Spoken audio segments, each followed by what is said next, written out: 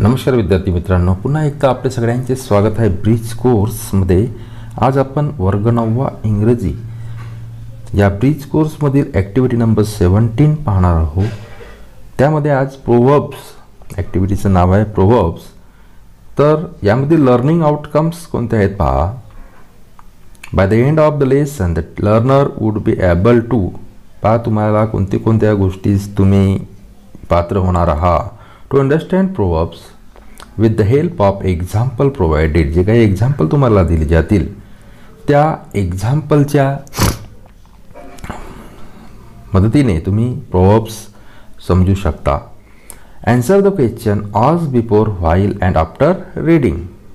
पूर्वी ॲक्टिव्हिटी सुरू असताना ॲक्टिव्हिटी झाल्यानंतर जे काही तुम्हाला प्रश्न विचारले जातील त्यांची उत्तरं तुम्ही देऊ शकाल। विद्यार्थी मित्रांनो, व्हिडिओ पुढे सुरू ठेवण्या अगोदर नेहमीप्रमाणे आपणास विनंती राहील की जर तुम्ही चॅनलवर नवीन असाल तर चॅनलला सबस्क्राईब करून घ्या आणि व्हिडिओला तुमचा एक लाईक नक्की असू द्या। तर instruction for teacher and parents काय आहे पहा। Use familiar picture to explain different proverbs. म्हणजे तुम्हाला विद्यार्थ्यांना जे नेहमीचे चित्र आहेत हे चित्र दाखवायचे आहे कशाकरता, प्रोव्हर्ब्स एक्सप्लेन करण्याकरता। Instruction for students, look at the picture carefully, try to answer the question। त्यानंतर विद्यार्थ्यांना काय करायचे आहे, त्या काळजीपूर्वक त्या पिक्चरकडे प्रोव्हर्ब्सच्या बघायचं आहे। लर्निंग ॲक्टिव्हिटीमध्ये teacher explain how we use proverbs. आता टीचर एक्सप्लेन करून सांगतील की आपण कशा प्रकारे जे प्रोव्हर्ब्स आहेत ते आपण वापरू शकतो, यूज करू शकतो। Tell some of the popular proverbs. आता काही तुम्हाला जे पॉप्युलर आहेत प्रोव्हर्ब्स, प्रसिद्ध असे प्रोव्हर्ब्स इथं लर्निंग ॲक्टिव्हिटीमध्ये दिलेले आहेत पहा।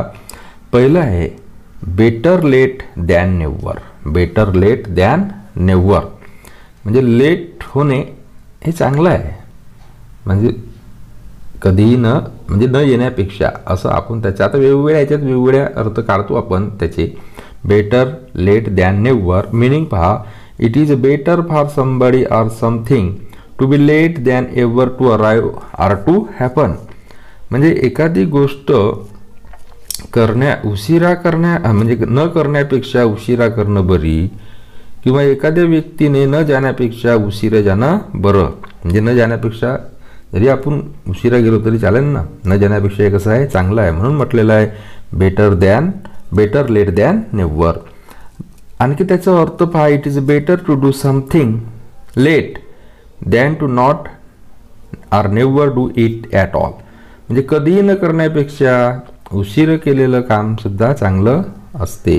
It is better to arrive late to an event than not to show up. म्हणजे न येण्यापेक्षा एखाद्या इव्हेंटमध्ये उशीर आलं तरी चांगलं आहे बा, न येण्यापेक्षा चांगलं आहे। पहा तुम्हाला चित्रसुद्धा दिलेलं आहे इथं, बेटर लेट दॅन नेव्हर। ती गुंगल गाय दिलेली आहे, त्यानंतर शंखकिडा याला म्हणतो आपण बेटर लेट दॅन नेव्हर। एक तो कासव आहे ना, तो कसा हळू चालतो है ना, बेटर लेट दॅन नेव्हर। त्यानंतर all of us have been waiting for you for 2 hours but better late than never.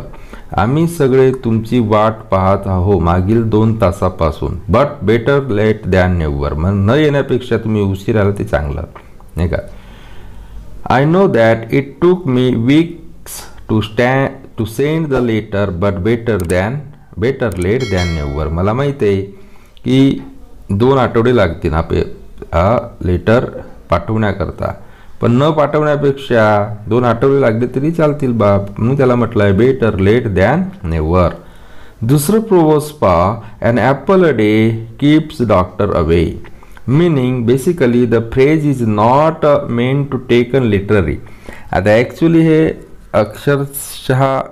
शब्दशः अर्थ घ्यायचं नाही आहे याचा।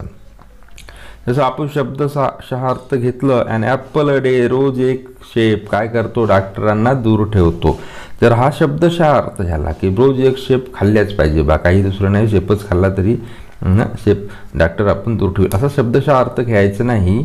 The idea this proverb is expressing is that eating healthier can help to keep the doctor away. पहा idea काय आहे या प्रोवर्ब्सची की तुम्ही कसं खा, हेल्दियर खा, जे आरोग्यात चांगलं आहे ते खा.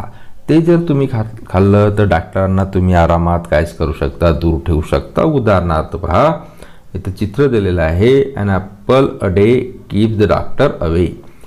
Earlier Suman was not ready to eat apple, but now when she had to eat lot of medicine, she understood the meaning of the proverb, an apple a day keep the doctor away.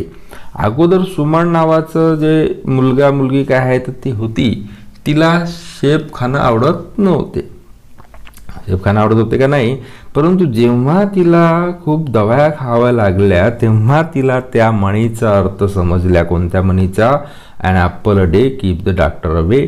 उदाहरणार्थ, Asha has a friend who rarely get sick and when she does she handle it well. So Asha ask her how are you healthy. आशाची एक मैत्रीण होती, ती नेहमी आजारी पडायची. And when she does she handle it well. Sorry, rarely, नेहमी नाही, कधी क्वचितच आजारी पडायची. आशाची मैत्रीण एक होती, ती क्वचितच काय पडायची, आजारी पडायची.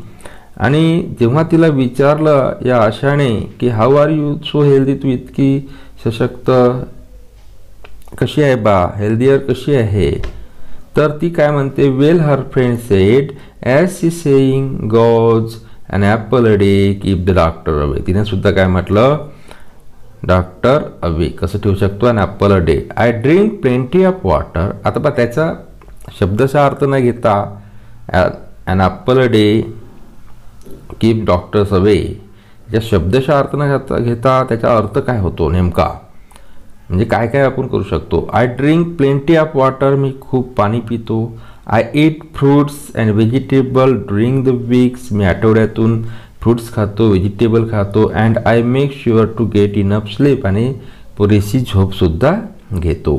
हा त्याचा अर्थ होतो. And apple a day keep doctor away, म्हणजे शब्दशः अर्थ नाही करायचा आहे. आपल्याला काय करायचं आहे, चांगलं जेवण खाणं पिणं चांगलं करायचं आहे आणि आरोग्य तंदुरुस्त ठेवायचं आहे, असं आहे. त्यानंतर तिसरं आहे, united we stand, divided we fall.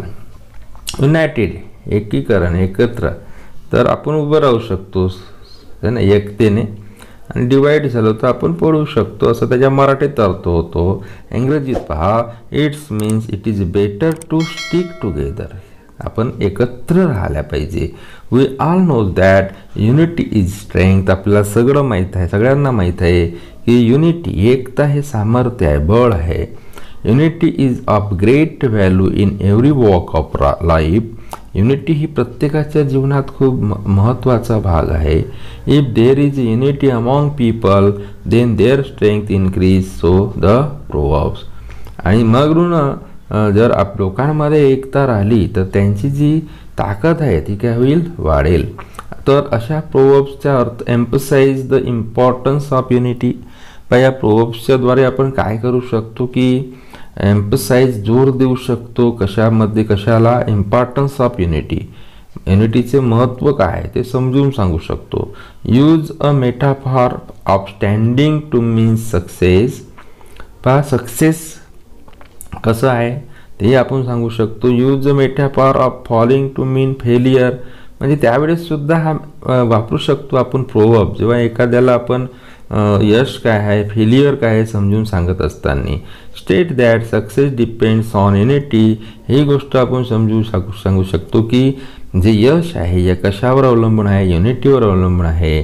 State that failures come from division, आणि ही गोष्ट तुम्ही सांगू शकता की जे फेल्युअर आहे, जे त्याला काय म्हणतो आपण फेल होणे म्हणजे अपयश येणे, हे कशावर अवलंबून आहे, तुमच्या विभाजनावर अवलंबून आहे. जर तुम्ही एकत्र राहिला, सगळे जीवन मिळून कामं केले चांगले, तर आपण काय करू शकतो, यश प्राप्त करू शकतो. पाहिजे तर तुम्हाला चित्रसुद्धा दिलेलं आहे, united we stand. United we stand, आम्ही कसे आहो, एकत्र उभे आहो. Example, Rohan ask Mohan, do you know that the strongest rope is make from binding together hundreds of weak threads. Those can be easily broken even by child. तुला माहित आहे का, जो रोप बनतो, एक मोठा दोर बनतो, तो कशापासून बनतो? लहान लहान धाग्यापासून बनतो, जे धागे एक लहानसा मुलगा सुद्धा तोडू शकतो. Whenever I see a rope, I remember this phrase, united we stand, divided we fall. आणि जेव्हा किंवा मला दोर दिसतो तेव्हा तेव्हा मला ही म्हण आठवते, फ्रेज आठवते. कोणती? United we stand, divide we fall. त्यानंतर रोहन ॲडेड फर्दर, रोहननी नंतर काय म्हटलं? दुसरा उदाहरण, हे रोहनने म्हटलं. दुसरं उदाहरण पहा. A group of wild dog is known to have overpowered even a tiger because of their unity. It is true that united we stand, divided we fall. पहा, एक रानटी जो कुत्र्यांचा समूह असतो तो त्या टायगरवर सुद्धा वरचढ चढू शकतो, कारण की त्यांची काय असते? एकता असते. आणि म्हणून म्हटलं जाते united we stand, divided we fall. त्यानंतर चौथी म्हण पहा.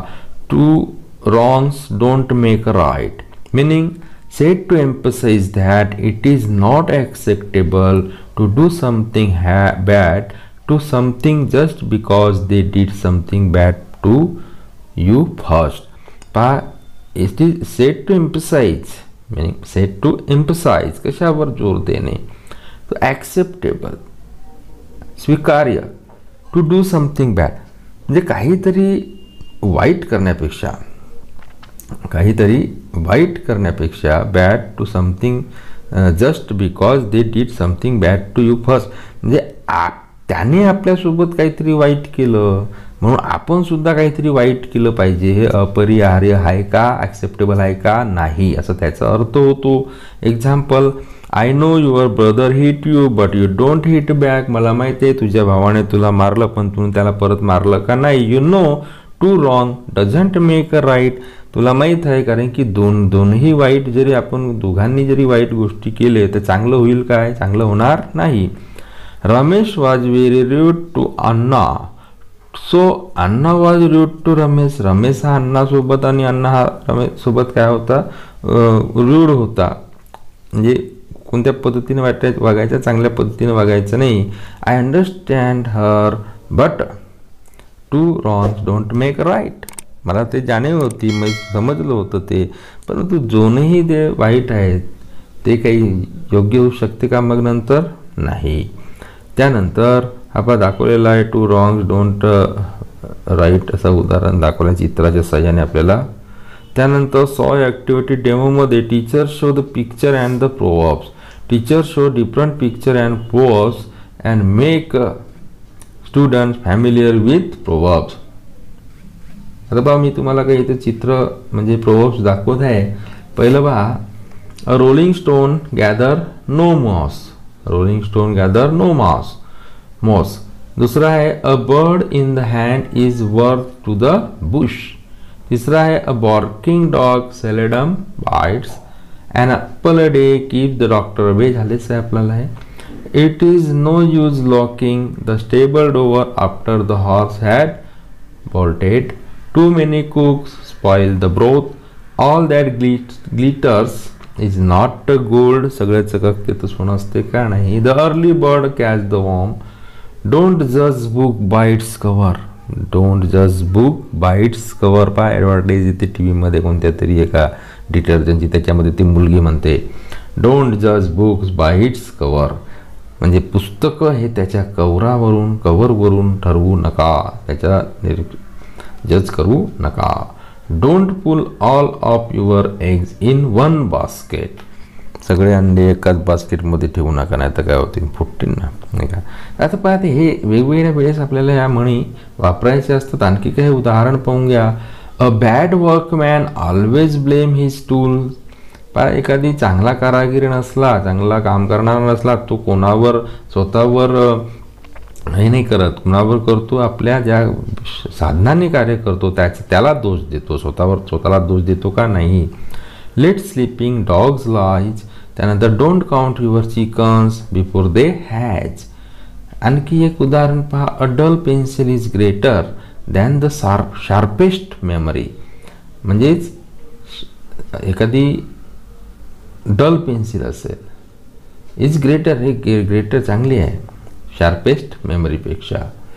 Student prove that if you write down your goals you are 33% more likely to achieve them. या प्रकारे अनेक आपण म्हणी पाहू शकतो, त्याची उदाहरणं, त्याचे अर्थ खूप लांब होऊन जाईल. हे प्रॅक्टिसमध्ये सुद्धा तुम्हाला हेच करायचं आहे.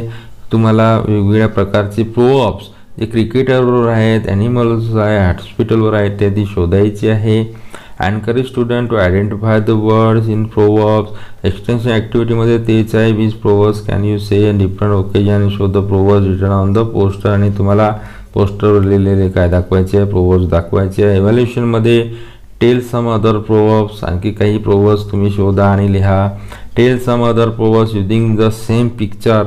सारखे चित्र वापरून वेगवेगळे प्रोव्हर्ब्स लिहिण्याचा प्रयत्न करा. Use the above proverb in your own sentence.